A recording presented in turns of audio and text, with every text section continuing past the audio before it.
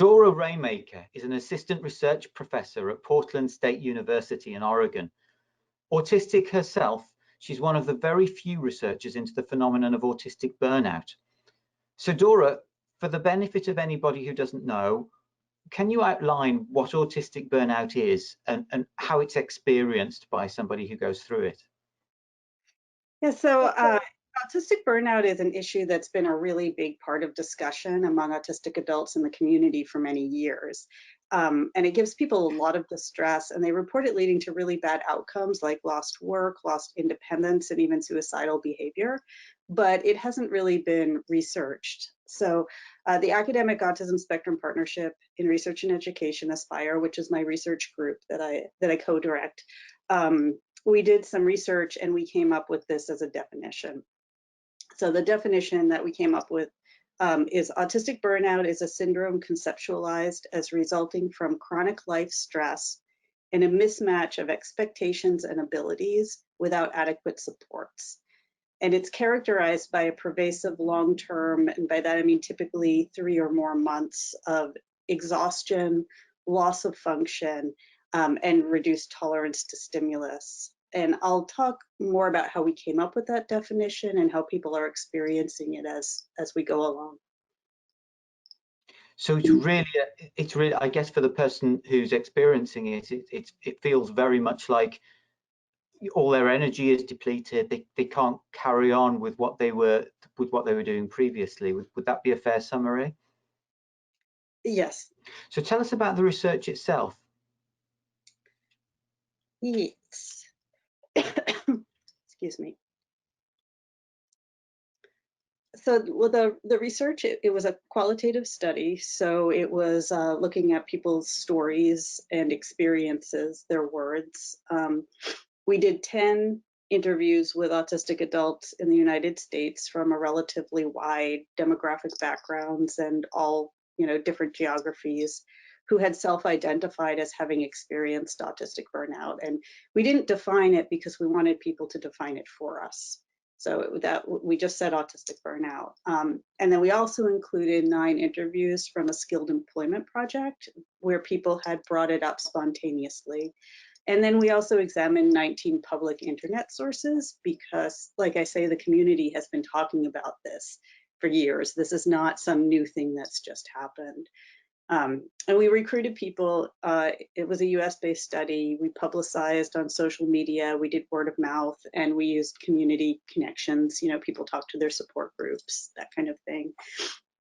And then we analyzed the data by looking at the themes across the sources. So we kind of took what people said at face value, but we also considered a little bit of deeper social context. And we looked for what people were saying really strongly and throughout all of the stories. And that's what you're kind of looking at, is this weight of meaning that people are saying over and over again. And you interview until you reach theme saturation, which is when people you start hearing the same stories over and over and over again. And then that emerges into your theme. So it's a very exploratory, qualitative way of understanding something that hasn't really been looked at before. And so I guess that doing that research actually helped you to come to the definition that you shared at the beginning. Yeah. What were the main findings of the research? So the findings focused on 4 research questions. So the first one is autistic burnout a distinct thing from any other distress people might be having? And if so, what characterizes and how might it be defined? So that's where the definition came from. And I gave you the definition at the beginning, but as we continue talking, I think that's going to unpack a little bit more into what people were saying. So the second question was, what do people attribute autistic burnout to? What are they saying caused it in their lives? The third question is, how did it impact people's lives? And then the last question that we were really focused on in the findings was, what did people do that might relieve it or that they felt could have prevented it? So those are the main areas of findings. So for the characteristics, there were 3 themes under that were you'll see these referencing back into the definition. So the first was chronic exhaustion, which was just a overall, like, you were just you had nothing left. And I've got some quotes from people to share so that people can understand what this really felt like. And the quote for that, which has also ended up being the title of the paper we just had published on the study. So there's a research paper, and which has a lay summary if people want some more information on this. And somebody said that it was like having all of your internal resources exhausted beyond measure and being left with no cleanup crew. So the second characteristic was this loss of skills, which was things that you used to be able to do, which could be, doing your laundry or doing your job, or it could also be talking or being able to have a social interaction with someone. So there was this loss of skills, lost difficulty remembering things. There were cognitive levels, sensory levels. So there was like this kind of a lot of loss of skills. And this is, again, a quote from one of our participants said, the way I define burnout is a regression of skills. For me, the really, really scary part of burnout is you don't know whether or not you're going to get those skills back to the point you had them where you were before the burnout. And then our third characteristic that people talked about was this reduced tolerance to sensory input, which is definitely something that differentiates it from job burnout or work-related burnout, and also depression and some other things, is this sensory input piece. And that was quote about that is, many routine noises have become quite painful, therefore very difficult and taxing to access public spaces, shopping errands, parks, and social gatherings. Many artificial scents have started to make me mad, and I've had to make a handful of foods off limits due to texture. And this was, people were comparing this and saying that prior to their burnout, they were able to tolerate a lot more sensory input than they were after, during the burnout, and sometimes even after. Did you get a sense from the research of what the cause is of autistic burnout? What leads to it? Yeah, so I can't, the term cause it's a tricky in research, and I can't really talk about what causes autistic burnout because the study wasn't set up to answer that question. But I can very much talk about what the attributes were, what participants said was causing that, which is, you'll see this is also became part of our definition. There's a diagram I sent you that I'm going to kind of walk through, because this is what people talked about over and over again is happening. And this, I can say, not everybody listed every single thing in here, but it was, again, that weight of theme saturation. People were saying the same thing over and over. So on one side, what people talked about was life stressors. And some of them are stressors that can happen to anyone, like, transitions, a mental health crisis, going to college, starting a new job. But some of them were a little bit more specific to autism. So one of those stresses was definitely masking. So trying to hide your autistic traits, trying to hide if you were having a hard time with something, trying to pretend to be normal, whatever that is. Another stress was expectations from family, society, school, work, expectations to do things, again, in very normalized ways, or to meet an expectation, a developmental expectation that couldn't be met.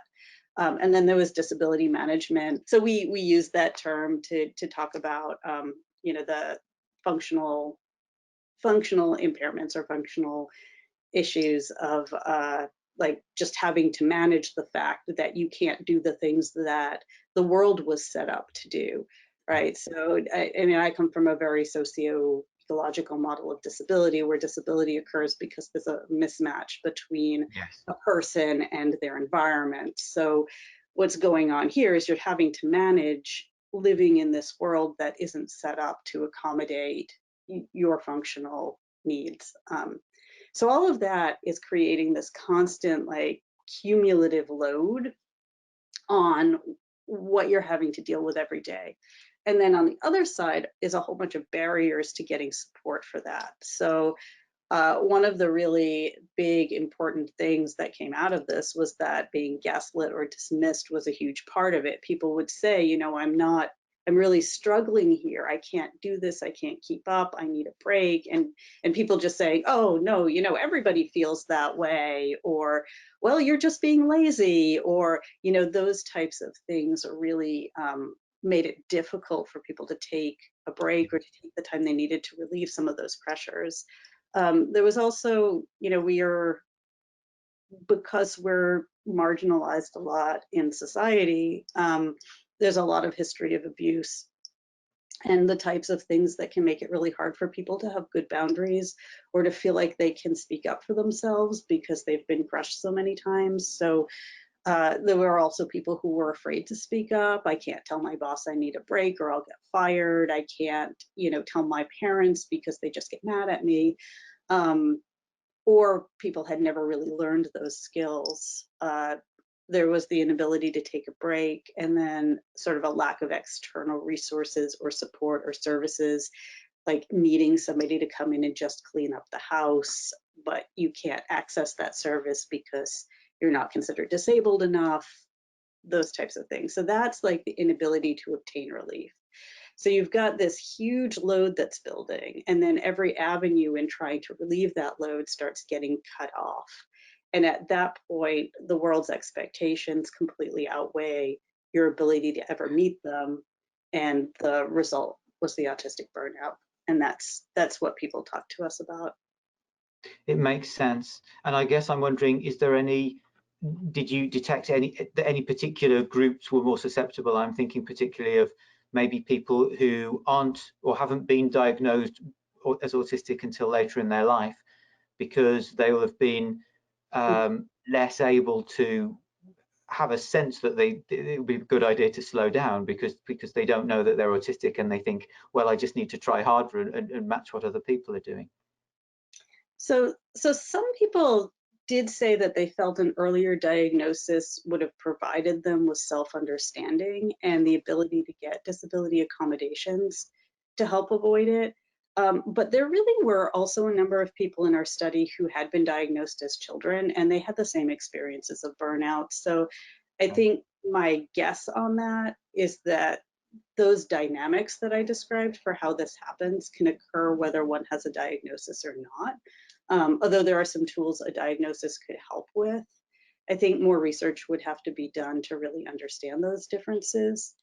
But I will, when you're asking me about anyone who's particularly more susceptible to it, when people related stories of when their burnouts occurred, the first burnouts were usually identified at early transition points, so puberty, or graduating from high school, or going to college for the first time. So I think that there are points, I don't know, like that our study pointed out to particular subgroups of people. And again, it was qualitative. It wasn't set up to count numbers or do statistics. So there's limits on that. But just from the stories, it didn't feel like there were people with particular demographic characteristics who had these experiences more. It was more that the experiences tended to center around high stress moments, which of course makes sense because those are the times when expectations ratchet up, or when there's big changes plus expectations ratcheting up. And so yeah, I think that may be worth noting. But in terms of impacts, so the themes that we found for that, the big main themes, there were 5 of them. So the first was that there were a lot of impacts on health. So this was mental and physical health. This was people became became depressed or anxious or had secondary mental health conditions that occurred because of the state of burnout, or they had trouble taking care of themselves and their physical health started to suffer. The second big impact was their capacity for independent living. Really, it took a toll on that. So this is like their ability to perform instrumental activities of daily living, taking care of, taking a shower, getting food, maintaining their employment, sustaining their employment, sustaining important relationships, all of that. It had a big impact on their quality of life, not being able to do things that they had previously enjoyed, not being able to maintain the things that people need to do. And then interestingly, there was also, people talked a lot about the impact of lack of empathy from neurotypical people or non-autistic people, that they were going through this terrible, terrible thing and other people were brushing them off or not relating to it or telling them, oh, everybody does this, just, you know, buck up and deal. And that impact had a really profound effect on people's self-image and their mental health. Yeah. So that was an interesting extra impact that people might not really be thinking about with this. So I just have I guess it was those four themes, and I have a quote here of kind of an overall what that impact was like. So this person said, my situation became way too much. After I quit my job, I found it increasingly difficult to speak to people I didn't know and became very depressed. I was unable to work for several years after this experience and attempted suicide, spent time in the mental hospital before being able to get my life back in order. So that the impacts of this can be quite serious based on what we're talking about. So now let's talk about how to make this not happen. Yeah. Now that I've built for a case for why we really need this to not happen. So you had asked what people could do to avoid it as a starting point. And people in our study talked about things that they thought could have helped avoid it, but they obviously hadn't avoided it or they wouldn't have Yes. been in our study.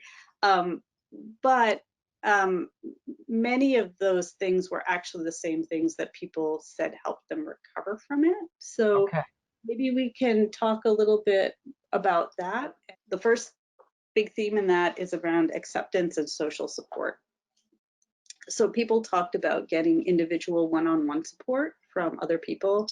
And they also talked about community support, having a community and in particular peers, people who had been through this before, talking to other autistic people who had had similar experiences, if only to just validate what they were feeling.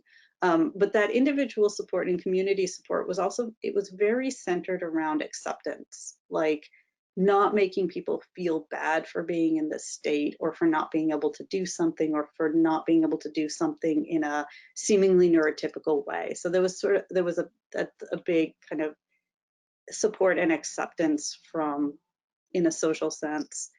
The second point is being autistic. So people talked about, first of all, attending to autistic needs, you know, stimming and doing your special, like spending time with your special interests, doing the things you need to do to keep yourself regulated, even if it looks weird, unmasking, being yourself, and using autistic strengths. So doing the things that you're actually really good at instead of fighting against your own nature to try to do things that in ways that other people expect. And again, that's also related to that whole acceptance piece. You can imagine that when you're told that the way you are is wrong and bad, that's going to make it lead to some of that like load that you're having to carry around. So the third thing was formal supports. So disability accommodations, being able to have flexible work schedules, being able to take more breaks, being able to do things in your ways, instrumental support, someone to come in and do the dishes, someone to come in and clean your house, and mental health support. So there were all of those secondary mental health conditions that followed. So getting help for that also helped relieve some of the burnout. Reduced load, so time off, breaks, social withdrawal, reduced activities. These are things that people talked about helping get over it, but there were also things that people talked about potentially having helped prevent it. Like if I had asked for more breaks, if I had, if I hadn't had to do quite so much, if I had time to work on my special interests more, if I had been able to stim at work. So that's where that like prevention, relieve thing dovetails. So I'm almost done with them. There were luckily a lot of good ideas in here. The next was self-advocacy and health. So this was about learning to set boundaries, learning to ask for help, keeping yourself healthy, because you have more energy when you're eating well. Those things, all of that self-advocacy stuff, how to feel okay going to your boss and saying, hey, this week I need an extra day off. Or your teacher or your mom. I just can't do chores today. And then the last big strategy category was around self-knowledge. And this, a lot of people said that early recognition of the burnout could have helped it either be avoided or not be as bad. So there were people who were like, well, I had no idea what was happening to me. And there were people who actually got their ASD diagnosis because of a burnout. And they talked in retrospect about how if they had been more aware that autistic burnout was a thing or that could happen, they might have noticed when they were starting to feel the edges of it and been able to implement some of these strategies to either avoid it or make it not as bad. This was a place where they said having a diagnosis was helpful. Yes. You could find peers. It was self-understanding. It was self-knowledge. People talked about understanding the patterns in their lives and using that to make strategic decisions. So, for example, knowing like, well, when I start feeling this way, it means there's too much on my plate and I need to, or when I start, if I start talking too much and really feeling very agitated, then I know that I need to like, I'm getting overstimulated and I need to go chill out. So all of that self-awareness and self-understanding was the last kind of big point. And this is, all of these are written up in detail with people's quotes in the paper we just had published, but it's also, you'll find it again a lot in the community resources. No, that's great. And the whole thing about having a diagnosis or knowing that you're autistic, it sort of takes away that sense of confusion, that sense of, well, I just need to pull myself together and be like everybody else. And it really increases the potential to accept ourselves, because it sounds like a massive part of what you're saying about how this can be avoided and how it can be recovered from is just to say, I am who I am, and to accept myself and to ask others to accept me as I am as well. Yes. And that sort of encompasses all of it, doesn't it? It's a good buffer against that kind of gaslighting too, because it's very validating. You can say, no, I'm not just being lazy. Yeah. There is something real going on here. So if you, if somebody knows somebody, has somebody close, a friend or a partner or someone close in their family who they feel is heading towards or might be in autistic burnout, what can they do to help? I guess the acceptance here is a real huge part of it as well. Yeah, absolutely. Providing that acceptance, the social support, the instrumental support, accommodations, and I think just general understanding. There was that big theme in the impacts of non-autistic people not understanding and not having empathy for the experience. So if friends and family can have some empathy for what the person is going through and recognition of its validity, I think that would be, right there, you're eliminating one of the one of the terrible impacts of this. So yeah, being empathetic, not dismissing the person's experience. It might not seem like they've been under a lot of pressure, but that doesn't mean that they haven't been. And then I'd also say by reducing expectations, because everything is about that, the expectations getting out of control. Though I want to caution, I'm talking about expectations, I'm not talking about opportunities. So it's more reducing expectations about how or when we might achieve our dreams. It might take more time. It might need to be done in a way that looks different from how non-autistic people would do it. Yeah. But don't reduce your expectations that we can have or achieve our dreams, right? Any dreams for any person. So that's expectations of how and how long and in what ways, not expectations for being able to have a full life. So it's actually taking the pressure off and allowing those dreams to be fulfilled in a more natural and fulfilling way than under a lot of pressure. Absolutely, absolutely. Because dreams are wonderful. They're a part of your self-acceptance and your joy, right? Yes. And your health. Yes, because we all have a right to dreams, I guess. Yeah. And finally, Dora, a lot of people watching this will be parents of autistic children who are very young. And after listening to the conversation, they may well be wondering, what can we do now to ensure that our children, to do the best to ensure that our children 20 years in the future or 10 years or 30 years in the future don't become victims of autistic burnout? How can they help? How can they help at an early age? There's a lot that they can do. So the first thing that you've pointed out a few times, which is so important, is accept us for who we are. Even if that may look a little different, that acceptance is an amazing gift.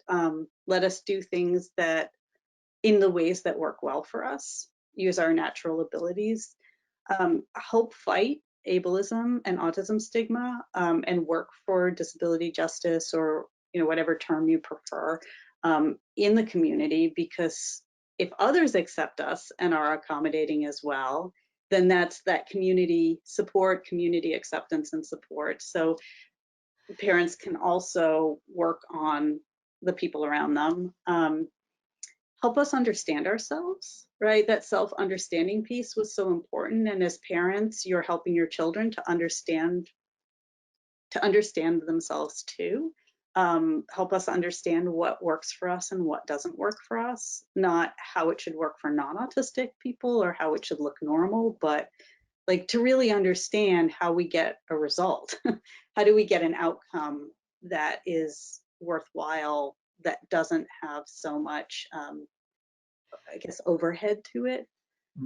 Listen to us, believe us when we say we're getting overwhelmed.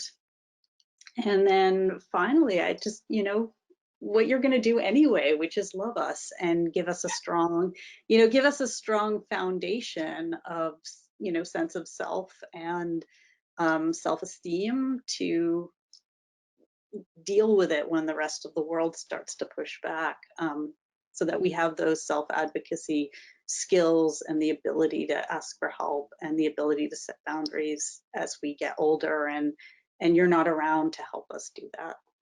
Yeah. Dora, thank you very much for joining us. It's been really interesting. Yeah, thank you for having me and for talking about this. It's so, as we know, it's so important to the community that this is brought more into the public consciousness, so that we can start working to make it go away. Yeah, Okay. yeah, to have it recognized and taken seriously, and action can be taken. Thank you.